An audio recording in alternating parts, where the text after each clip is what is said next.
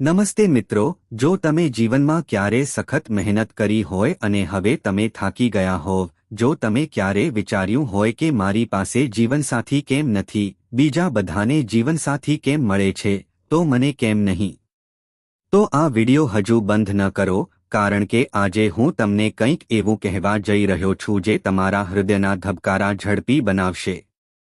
તમારી આંખોમાં આંસુ આવી શકે છે અને તમે અંદરથી એક વિચિત્ર હૂંફ અનુભવશો.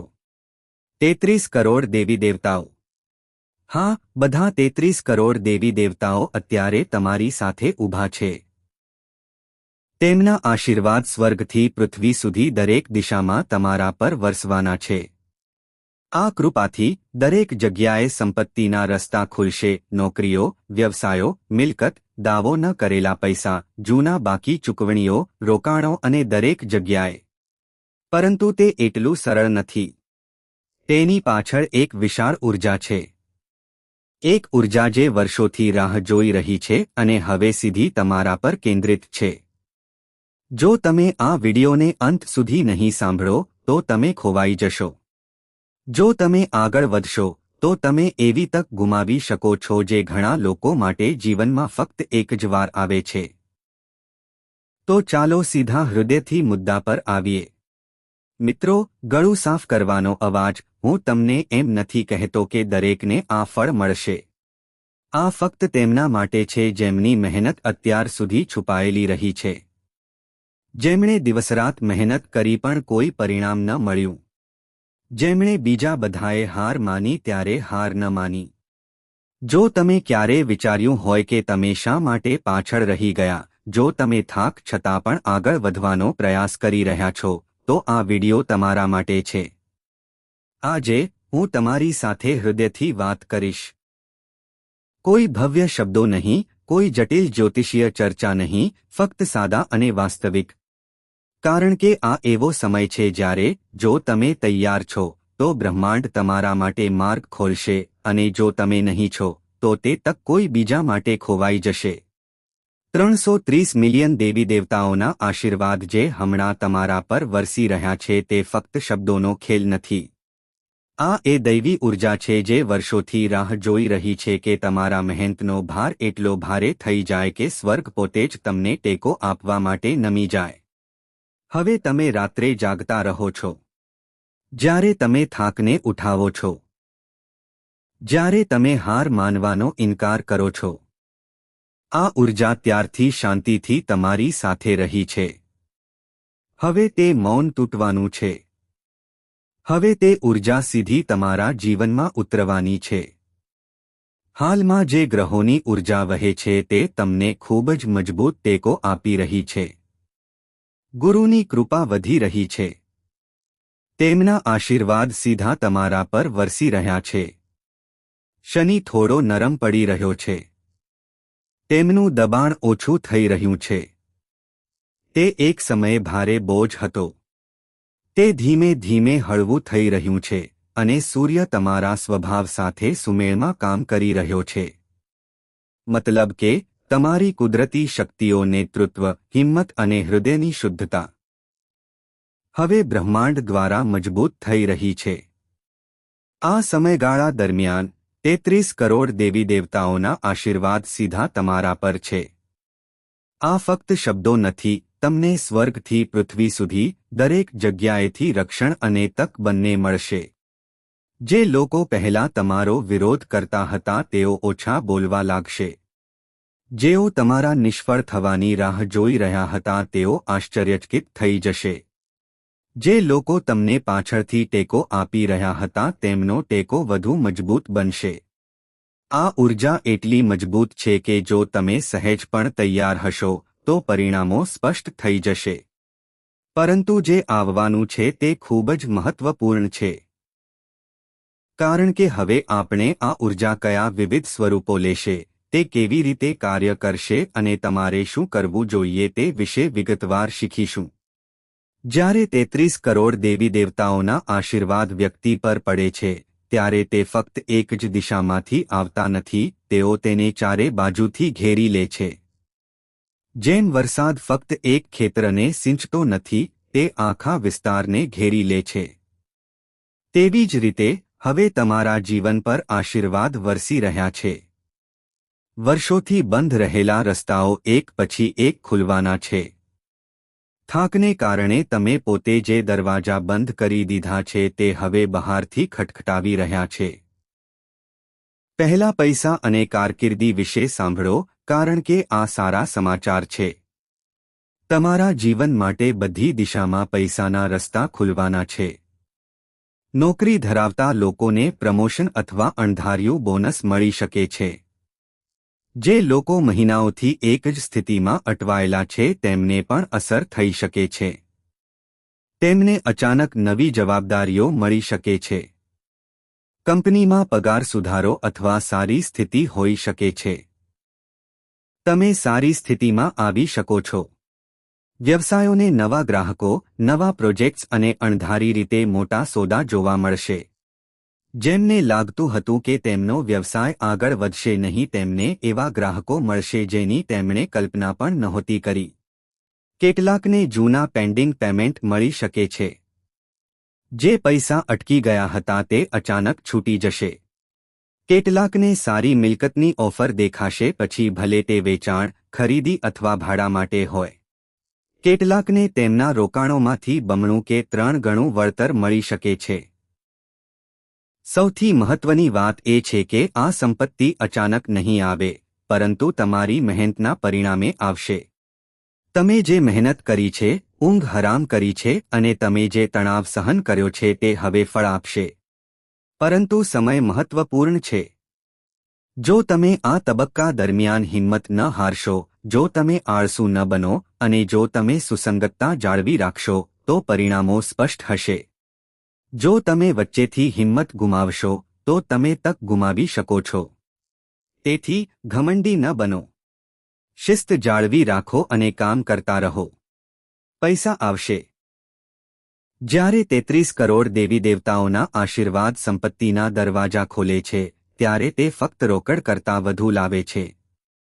તે આદર, વિશ્વાસ અને આત્મવિશ્વાસ પણ લાવે છે, જે વર્ષોથી તમારી અંદર દટાયેલો છે. જ્યારે પૈસા આવે છે, ત્યારે તે ફક્ત તમારા ખાતાને જ ભરતો નથી, તે તમારા હૃદયને પણ ભરી દે છે. તમે જે થાક સહન કર્યો છે તે મીઠી યાદો બની જશે. તમે જે રાતો એકલા વિતાવી છે તે વાર્તાઓ બની જશે. તમે તેને અન્ય લોકો સાથે શેર કરશો, પરંતુ યાદ રાખો, આ સંપત્તિ તમારી મહેનતનું પરિણામ છે. તેથી તેનું ગર્વ ન કરો. તેનું ધ્યાન રાખો, તેને યોગ્ય જગ્યાએ રોકાણ કરો અને તેનો ઉપયોગ પ્રગતિ માટે વાહન તરીકે કરો. પરંતુ આ પછી, પ્રેમ અને સંબંધોનો મામલો થોડો સંવેદનશીલ છે. ધ્યાનથી સાંભળો. સંબંધોની બંને બાજુ શક્યતાઓ છે. સંબંધોમાં રહેલા લોકો માટે પહેલા કરતાં વધુ સમજણ અને ટેકો હશે. પહેલા દરેક નાની નાની વાત પર દલીલો થતી હતી. હવે નરમ ઉર્જા હશે. જૂની ગેરસમજો દૂર થશે. તમારા હૃદયમાં જે બાબતો અટવાયેલી હતી તે સપાટી પર આવશે. જે લોકો સિંગલ છે તેમના માટે કોઈ ખાસ વ્યક્તિને મળવાની શક્યતા છે. પરંતુ આ મુલાકાત આશ્ચર્યજનક હશે, આયોજિત નહીં. કોઈ કાર્યક્રમમાં, કોઈ પરસ્પર મિત્ર દ્વારા અથવા તેના જેવી જ. સ્પષ્ટ રહો. આ સમય ઉતાવળમાં ભાવનાત્મક નિર્ણયો ન લો. જે પણ હૃદયમાંથી આવે તે. જો તમને એવું લાગે તો તમારી જાતને થોડો સમય આપો, કારણ કે અત્યારે ઊર્જા એટલી મજબૂત છે કે તમે ખોટો નિર્ણય ઝડપથી લઈ શકો છો. જો કોઈ અચાનક ખૂબ કાળજી લેવા લાગે, તો તરત જ હા ન કહો. થોડું અવલોકન કરો. જો કોઈ દૂર થઈ રહ્યું હોય, તો તરત જ વિરામ ન લો. તમારી જાતને થોડો સમય આપો, કારણ કે આ તબક્કો ભાવનાત્મક ઉતારચઢાવ બંને લાવી શકે છે. પહેલાથી જ પરિણિત લોકો માટે સકારાત્મક ઊર્જા પણ હાજર છે. સમજણ વધશે. તમને ટેકો મળશે, પરંતુ સ્પષ્ટ વાતચીત જાળવવી મહત્વપૂર્ણ છે. જ્યારે 33 કરોડ દેવી દેવતાઓના આશીર્વાદ સંબંધોમાં ઉતરે છે, ત્યારે તે ફક્ત પ્રેમ જ નહીં પણ સમજણ પણ લાવે છે. તે ધીરજ પણ લાવે છે, જે પહેલાં નહોતું. નાના નાના મુદ્દાઓ પર થતી લડાઈઓ હવે પોતાની મેળે શાંત થઈ જશે. વર્ષોથી ચાલતું અંતર ધીમે ધીમે ઘટશે. પરંતુ યાદ રાખો, આ કૃપા ત્યારે જ કામ કરે છે જ્યારે તમે થોડા નરમ થાઓ. જ્યારે તમે સાંભળવા માટે પણ તૈયાર હો. જ્યારે તમે સમજવાનો પણ પ્રયાસ કરો છો, કારણ કે દૈવી ઉર્જા ફક્ત ત્યારે જ તમારામાં સંપૂર્ણ રીતે પ્રવેશ કરે છે જ્યારે તમારું હૃદય ખુલ્લું હોય છે. સ્વાસ્થ્યની બાબતોમાં એકંદર ટેકો હોય છે. પરંતુ તમારે માનસિક શાંતિ પર ધ્યાન આપવાની જરૂર પડશે. તમારું શરીર મજબૂત લાગશે. તમારા ઉર્જા સ્તરમાં વધારો થશે અને તમારો આત્મવિશ્વાસ વધશે. જો કે, ક્યારેક વધુ પડતું વિચારવાથી પણ વધારો થઈ શકે છે. ખાસ કરીને રાત્રે ઊંઘ થોડી ખલેલ પહોંચાડી શકે છે. જો તમે તણાવમાં છો, તો મોડી રાત્રે નકારાત્મક વિચારો ટાળો. જો તમારું મન દોડતું હોય, તો થોડું ચાલવા જાઓ અથવા શ્વાસ લેવાની કેટલીક સરળ કસરતો કરો.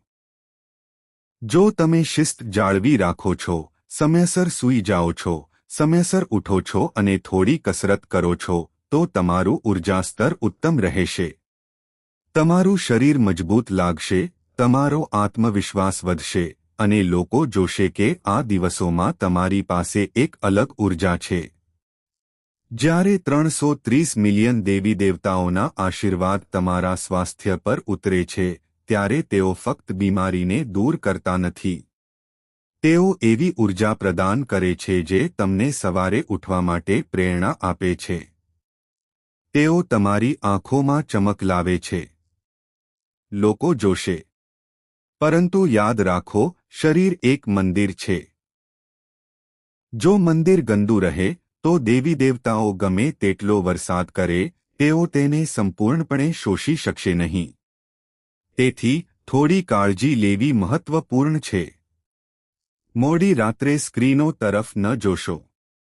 તમારા મનને શાંત રાખવાનો પ્રયાસ કરો, કારણ કે જ્યારે મન શાંત હોય ત્યારે જ દૈવી ઉર્જા પ્રવેશી શકે છે.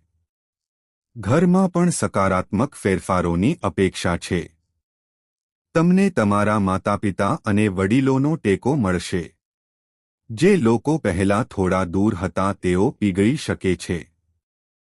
કેટલાક લોકોને ઘરમાં સારા સમાચાર મળશે. લગ્ન, બાળકો સંબંધિત કાર્યક્રમ અથવા ઉજવણી.